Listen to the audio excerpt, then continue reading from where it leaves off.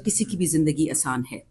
آپ جس طرف بھی دیکھیں مطلب حالات برے ہی ہیں، لیکن شاید اس وقت جو ہمارا ایک گول ہے وہ یہ گول ہے کہ ہمارے لیڈر، ہمارے پارٹی کے چیئرمین خان صاحب کو اس الیکشن کے بعد جلد از جلد انصاف ملے.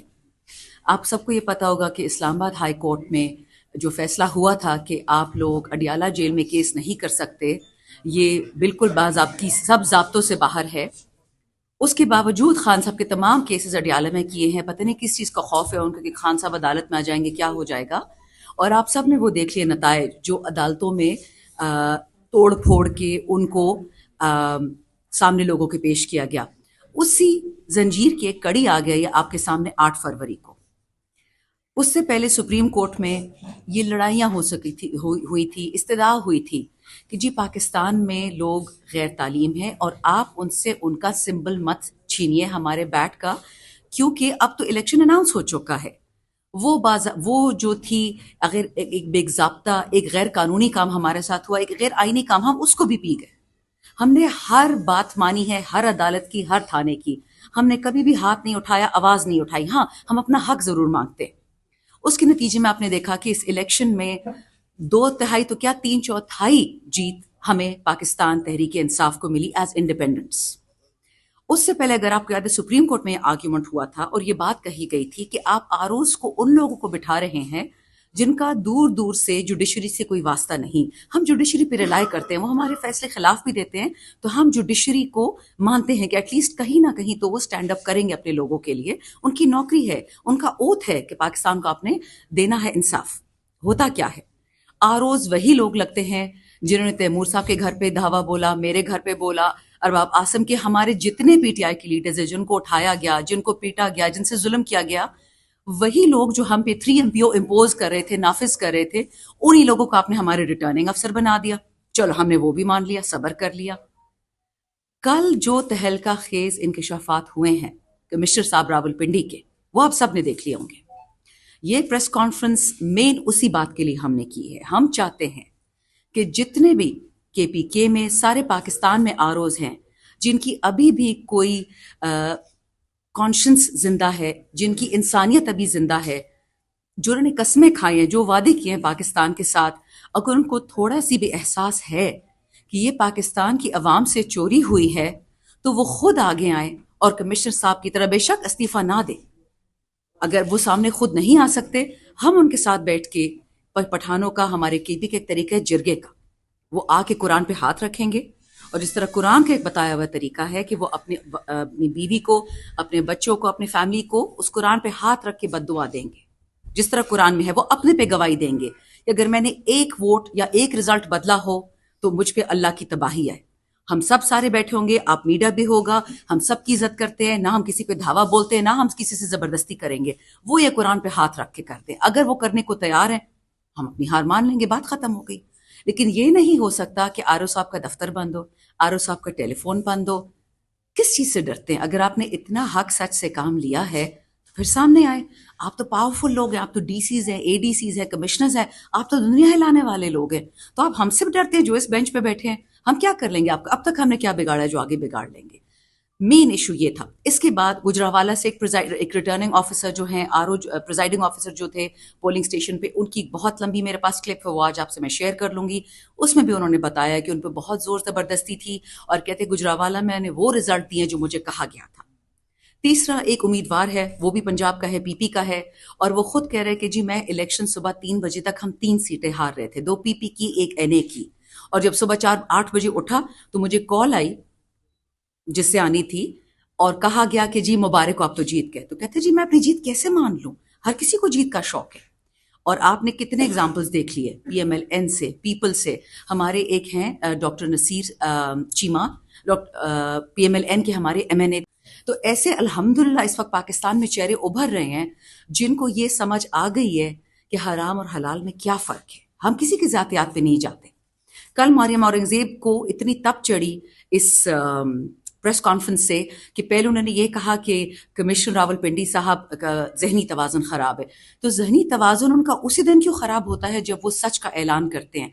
इलेक्शन वाले दिन का उनका दिमागी तवाज़ुन ठीक था जब आपने उसको अपॉइंट किया था। और मरियम नवाज़ ने ट्वीट की थी, जो अभी बाय द वे डिलीट हो गई, वो भी मैं आपसे शेयर करती हूँ। मरियम नवाज़ ने ट्वीट की थी कि जी ये आदमी तगड़ा है और ये इंशाल्लाह हमें जितवाएगा। 26 सीटें पीके की, सॉरी पीपी की, और 13 एनए की। अब वो बंदा कह रहा है मैं सच बोल रहा हूँ, मैं हल्फ पे बात कर रहा हूँ, और आप उसको झूठा कह रहे हैं। तो ये पहले झूठा क्यों नहीं था, ये अभी झूठा क्यों हो गया? ये मानने वाली कोई बात है?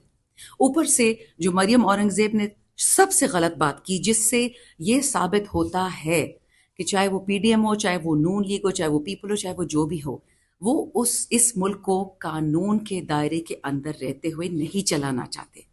वो उन्होंने कल कहा कि हम चाहते थे कि आज से 10 साल पहले खुदा ना खास्ता खान साहब का सर हम कलम कर देते।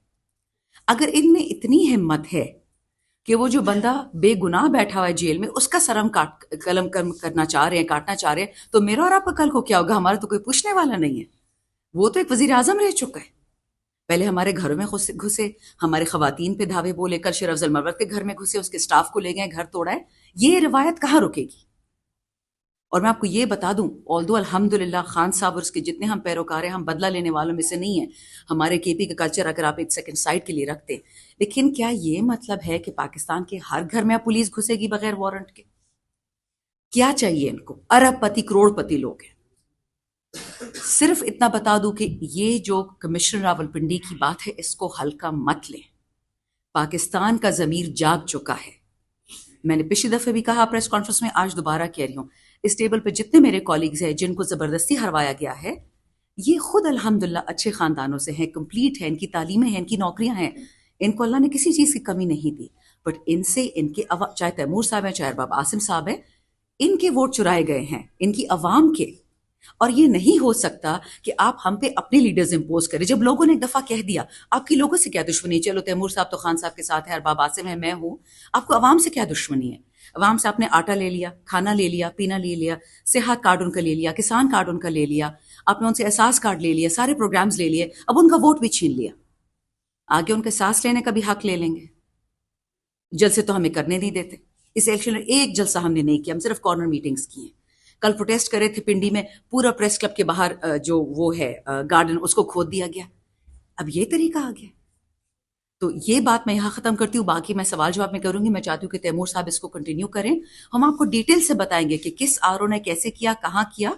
हम फिर भी जिरगे को तैयार हैं कि हमारे साथ बैठे, अमन से तरीके से बात करें, वरना ये चीज़ खैर की तरफ नहीं जाती। अब क्या सीन होगा कौमी असम्बली के हवाले से और सूबाई असम्बली के हवाले से? किस पार्टी में जाना है, इस हवाले से कुछ कंसल्टेशन हुई है? कुछ सुनने में आ रहा है कि सुन्नी इत्तेहाद कौंसिल की जाने वहाँ जो है रुजू की जा रही है, यहाँ पर पीटीआईपी में जो है वो चीज़ें उसके साथ डिस्कस हो रही है, तो क्या कहेंगे इस हवाले? देखिए, इस पे मैं आपकी पार्टी की राय नहीं, मैं आपको ज़ाती राय दे सकती हूँ। आपको मौज़म साहब फिर पार्टी की राय दे देंगे। मुझे जब उठाया गया था 9 अगस्त को, तो मुझे 4 पार्टियों का कहा गया कि आप उधर चली जाएं, आप या जहांगीर तरीन की पार्टी में जाएं, या परवेज़ खटक की पार्टी में, या बिलावल या मरियम। और मैंने एक बहुत ही आई थिंक मुतकबिराना बात कही, लेकिन उस वक्त मैं गुस्से में थी बहुत ज़्यादा, क्योंकि मेरी वालदा के साथ बदतमीज़ी की गई थी। तो मैंने उनको बोला कि मैं उन लोगों की पार्टी में कभी भी नहीं जा सकती जिनकी तालीम और नौकरी दोनों मुझसे कम हुई। मैंने ज़रा मुतकब्बिर बात की थी, लेकिन मैं आज उसमें बिलीव करती हूँ कि मेरा खान साहब मेरा बॉस इसलिए है कि सियासत से बहुत पहले उसने मुझे नमल बना के दिया, सियासत से बहुत पहले उसने शौकत खानम बना के दिया। मेरे जैसे बंदे के लिए पीटीआई पी और ये क्यू और पी एन, ये इट्स इम्पॉसिबल। पार्टी का एक फैसला होगा, देखते कि फिर हम उसको मानते कि नहीं मानते, मुशावरत से ही होगा। लेकिन इतना मैं आपको बता दूं, जो हमें ये कमजोर बातें लोग कर रहे हैं ना, उससे इन्फ्लुएंस नहीं होना। हम कोलिशन में क्यों जाए जब हम पूरा पाकिस्तान जीत चुके हैं? हाँ, ऑपोजिशन में जा सकते हैं अगर आरओ साहिबान अपने फैसले से नहीं हटते और आरओ साहिबान मतलब इसी झूठ पे चलते रहे, तो उसका तो देखा जाएगा। लेकिन हम वीक कोलिशन क्यों करें? वो तो पहले भी हम एक दफा कर चुके हैं और रिजल्ट आपने देख लिए। डिस्पाइट दैट अल्हम्दुलिल्लाह खान साहब की साफ नीयत थी। कोरोना जैसी और टिड्डी दल, आपको याद है, दोनों इकट्ठे आए थे ये मुसीबतें, उससे भी हम निकल आए क्योंकि नीयत साफ थी, आदमी अच्छा था। लेकिन अभी ये जो हम देख रहे हैं चीजें, हो सकता है हमारी पार्टी में मफाद परस्त, तो मैं सबूत के साथ कोई बात नहीं कर सकती। और मैं ये कहती हूँ कि लोगों से बात करने में कोई हर्ज नहीं है, लेकिन ये कहना कि जिन लोगों ने खान साहब को, उनकी मिसेस को गंदी गंदी गालियां दी है, बदतमीजी की है, उनके साथ कलम हाथ में लाएंगे, पहले वो माफी मांगेंगे, دنیا کے سامنے معافی مانگے گی, پھر دیکھی جائے گی کیا ہوتا ہے. پاسبلٹیز ملک میں دوبارہ الیکشن. جی کس کے پاس پیسہ دوسرے الیکشن کا؟ ہمارے پاس تو نہیں ہے. پی ٹی آئی والے تو ذرا خوار ٹائپ ہیں, تو جو مالدار لوگ ہیں وہ پھر ہمارے پیسے دے دیں, دوسرے الیکشن کروا دیں. ہاں ہمارے پاس کتنے ارب لگے ہیں. اور ابھی تو جو کہہ رہے ہیں, آج ایک ریسنٹ آرٹیکل آیا ہے کہ آپ کی جو ٹریلینز کے قرضے ہیں وہ ماشاءاللہ یہ جو پی ڈی ایم کی حکومت لے کے گئی ہے اور جیبیں بھر کے گئی ہے, وہ تو میری اور آپ کی جیب سے لے کے گئے ہیں. ہر ایک پاکستانی کے قرضے میں, آپ سب کے قرضے میں 25% اضافہ ہوا ہے. جو بچہ بھی پیدا نہیں ہوا وہ 25% اپنی زندگی کا سارا پیسہ قرضے دیتا رہے گا. تو الیکشن مل کر سب کو احتجاج کیوں نہیں کرتے؟ پی نے بھی احتجاجی کال دی ہے, جے یو آئی بھی کہہ رہی ہے کہ تنظیموں نے تو نام بھی لے لیے, آپ لوگ بھی نام لے لیں, اور کیا مشترکہ طور پہ بھی قائم طے کریں گے؟ دیکھیں, پورا پاکستان پچھلے 2 سال سے ایک ہی مشترکہ گول میں تھا, پورا پی ڈی ایم, کہ عمران خان کو جیل میں پہنچانا ہے. وہاں تو پہنچا دیا.